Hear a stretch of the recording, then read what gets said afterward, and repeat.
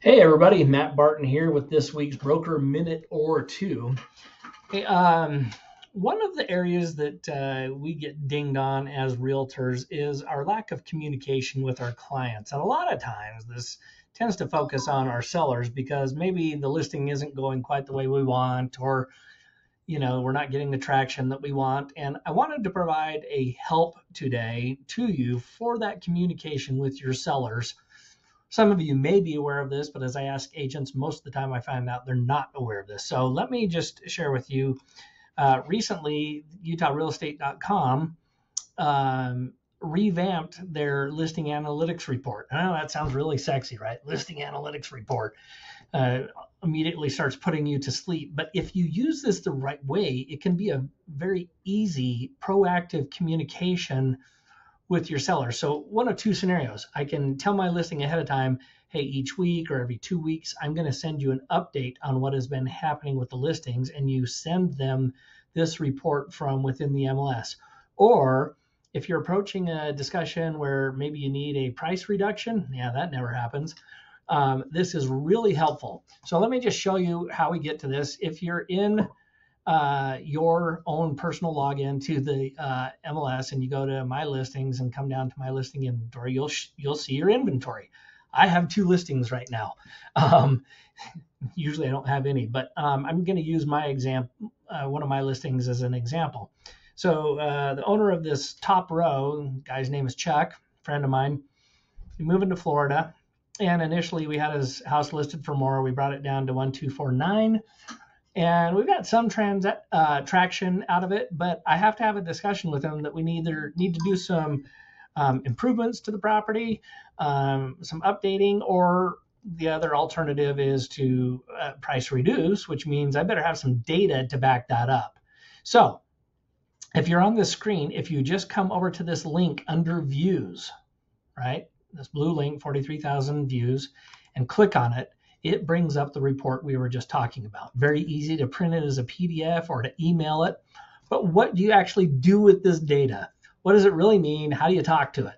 So I'm going to use my example. If you guys are figuratively Chuck, I'd be like, hey, Chuck, you know what? We're getting some traction on the property. We're getting some good showings, but nobody's putting anything down on paper yet, which means we're probably still overpriced.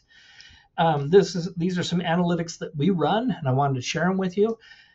Across the board, publicly, in the state, out of the state, realtors, non-realtors, there's been 43, almost 44,000 views of the property. So we're getting eyeballs on the property. It's not for lack of our marketing efforts. In fact, there's been 7,800 agent views. Now, some of them may view more than once, but it's still a good chunk. And then I'm going to break this down even further for you. These are the things that I like to track. This is the most important one right here, agent full report. Why is that? Well, when we do our business as agents, we do a search and any number of properties come up. And the ones that are at least meet the criteria of our clients or are intriguing enough to me as the agent or to our buyer clients, we will typically run a full report, and that gives us all the details on the property. So this for me is kind of the benchmark, and we've had 923 agents generate, so nearly 1,000 agents have generated the full view. They know the details of the property, and yet we don't have an offer in place, and that typically means we're still overshooting the market. I can then take him down and show, and by the way, we have a very robust public-facing website that actually in the state of Utah outpaces Zillow's unique impressions. And if I look at this, I can see that almost 1,000 people of the public did the equivalent and got the detailed view of the property.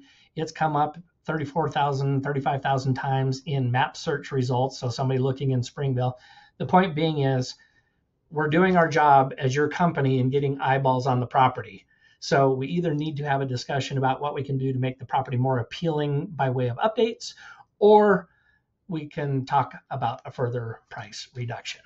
So I hope you guys know that that's available to you, that you incorporate it in your business. I've always told agents for years, good news or bad news, and especially when it's bad news, it's so much better to communicate the bad news proactively. If you wait and you delay, it only gets worse.